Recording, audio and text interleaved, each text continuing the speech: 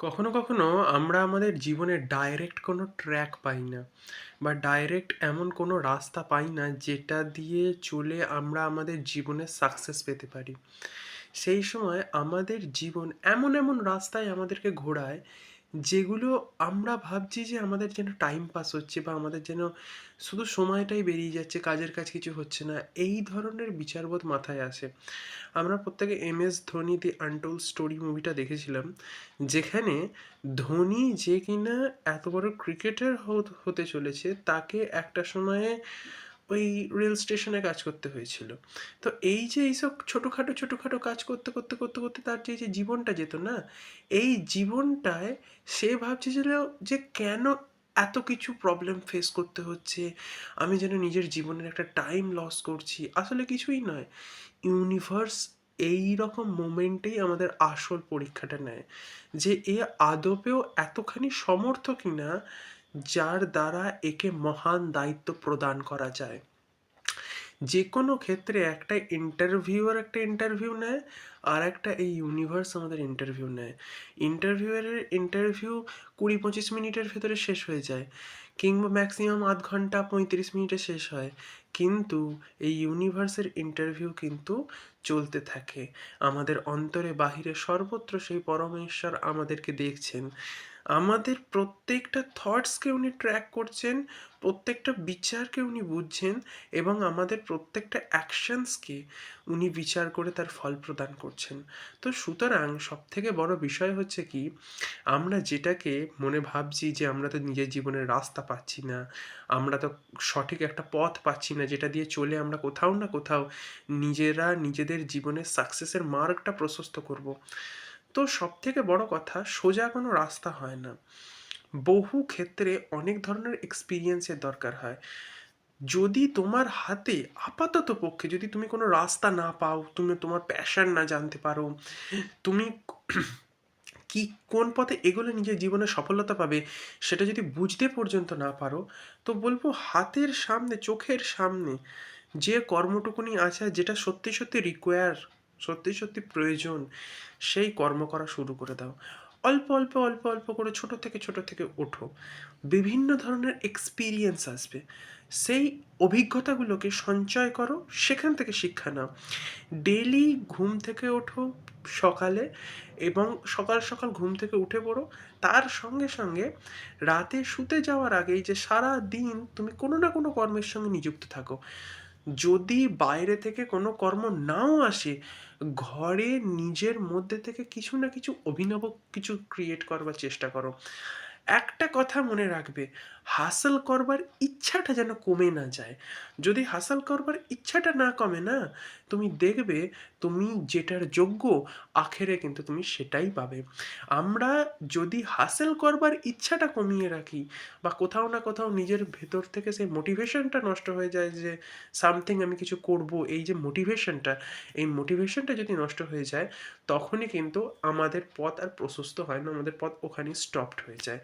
আসলে আমরা কোনোদিন স্টপ হইই না, আমরা বিভিন্ন এক্সপিরিয়েন্স গ্যাদার করে করে লাইফে উঠি। কেউ আছে টুক করে শর্ট টার্মে ওপরে উঠে গেল, তারটা দেখে মনে হলো শর্ট টার্মে উঠলো, তার যে অভিজ্ঞতা হলো না, তার ফলে থেকে কোনো না কোনো একটা সময় নিচে পড়েই যাবে। কিন্তু যে ব্যক্তি বিভিন্ন অভিজ্ঞতা সঞ্চয় করে নিজের জীবনে উঠেছে, বারবার বহু বহু বহু বহু জায়গায় ধাক্কা খেয়েছে, তার কিন্তু জ্ঞান খুব পাকা হয়েছে। কারণ তাকে বহু শিক্ষা তাকে দান করা হয়েছে এই প্রকৃতির থ্রুতে।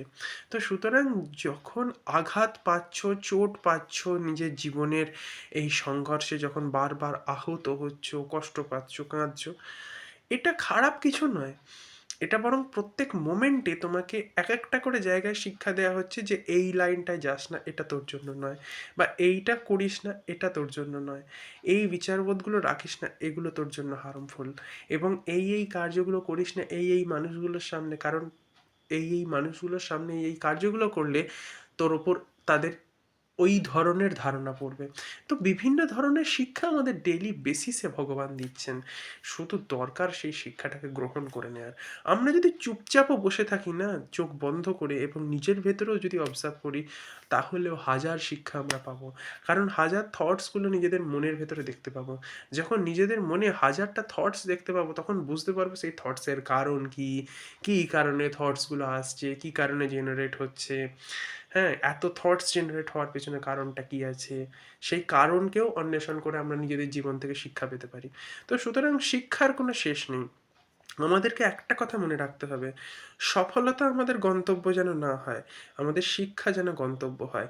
সফলতা তো কোনো গন্তব্যে নির্ধারিত হতেই পারে না। বিকজ কেউ 50,000 টাকা মাসে ইনকাম করে নিজেকে সফল বলে মনে করছে, কেউ আর মাসে 5 লাখ টাকা ইনকাম করে নিজেকে সফল বলে মনে করছে। এক একজনের জন্য এই পদার্থিক জগতের যত সফলতা আছে এক একজনের জন্য এক এক রকম। তো সুতরাং এই পদার্থের জগতে যে আর্থিক সফলতার দিক থেকে যদি বিচার করে দেখা যায়, তো বলবো যতটুকুনি গাড়িতে পেট্রোলের দরকার থাকে ততটুকুনি টাকা থাকা ওটাই আপাততপক্ষে আর্থিক সাফল্যের মাপকাঠিতে এটা বিচার করা যায়। নাহলে মনের তো স্বভাব এটা, যত পাও তত চাও, মানে যত পাবে তত চাইবে। মনের স্বভাবটাই এই রকম। তো সুতরাং শিক্ষা পাওয়ার মনোভাবটা রাখতে হবে। শেখা বা লার্নিং, এই বিষয়টা মাইন্ডে রাখতে হবে। কত টাকা পকেটে আসছে অত ভেবে দরকার নেই, কতখানি শিক্ষা আসছে সেটাকে ভাবো। রোজ দৌড়ো, যেমন রোজ সিংহ প্রত্যুষে শিকারে বেরোয়, এবং প্রত্যেক দিন কোথাও না কোথাও কোনো না কোনো হরিণ হোক, কোনো না কোনো পশু হোক, তাকে বধ করে তাকে খেয়ে যেমন তাকে জীবনযাপন করতে হয়, সিমিলারলি মনুষ্যকেও সেই রকমই উদ্যম এবং উৎসাহ সহকারে এবং নিত্য অধ্যাবসায় সহকারে জ্ঞান আহরণ করে করে এই ভৌতিক জগতে নিজেদের পেট চালাতে হয়। তো সুতরাং যারা এখনো পর্যন্ত সংঘর্ষ করছো সফলতা প্রাপ্তির জন্য প্রচণ্ড পরিমাণে চেষ্টা করছো, তাদেরকে আমি একটাই কথা বলবো, ধৈর্য হারিও না, সংঘর্ষ করবার ইচ্ছাটা হারিও না, আর লক্ষ্য স্থির রাখো যে আমি নিজের জীবনে এইটা হতে চাই। আর যদি লক্ষ্য না প্রাপ্ত করে থাকো, তাহলে এমন কোনো কর্ম করো যেটা তোমার হাতের সামনে এখনই আছে, বা এমন কিছু স্পেশাল নিজের ভেতরে খোঁজার চেষ্টা করো, বিশ্লেষণ করো, প্রশ্ন করো যে কোন স্পেশাল বিষয়টা তোমার কাছে আছে, যেই স্পেশাল বিষয়টা সমাজের অন্য লোকের কাছে খুব রেয়ার। এই বিষয়টা যখন বিচার করবে, তুমি তোমার ভেতর থেকে একটা প্যাশন পাবে, সেই প্যাশনটা তোমাকে উপরে তুলে ধরবে। তো এইভাবেই নিজের ভেতরকার প্যাশনকে খুঁজে বার করতে হয়, অথবা নিজের গোলসে ফোকাস করতে হয়। ধৈর্য হারালে চলে না, সংঘর্ষ করবার ইচ্ছা নষ্ট হলে চলে না। আঘাত পাওয়া, আহত হওয়া এ তো খুব কমন ম্যাটার। দেখুন, জীবন যতদিন আছে ততদিন সংঘর্ষ আছে, মরে গেলে কোনো সংঘর্ষই নেই। যে ব্যক্তির জীবনে কোনো সংঘর্ষ নেই সে ব্যক্তি মৃত, মানে মৃত্যু তুল্য তার জীবন। যে ব্যক্তির জীবনে সংঘর্ষ আছে, তার জীবনে অ্যাডভেঞ্চার আছে, তার জীবনে সুখ দুঃখ হাসি কান্না, একটা সিনেমার মতো তার একটা জীবন তৈরি হয়। যেমন সিনেমাগুলো হয় এক একটা করে, নায়কের জীবনে এই আসছে ওই আসছে সেই আসছে, ঠিক সিমিলারলি একই রকমভাবে আমাদের জীবনেও সেই রকম ব্যাপারগুলো আসে। তো এটা তখনই আসে যখন আমাদের ভেতরে হাসিল করবার বা সংঘর্ষ করবার ইচ্ছাটা হয়। যাই হোক, আজকের মতো এইটুকুই। যদি ভিডিওটি ভালো লেগে থাকে তাহলে অবশ্যই নিজের বন্ধু বান্ধব আত্মীয় স্বজন সকলকে শেয়ার করবেন, আর সংঘর্ষ করতে ভুলবেন না, ধৈর্য হারাবেন না। ধন্যবাদ।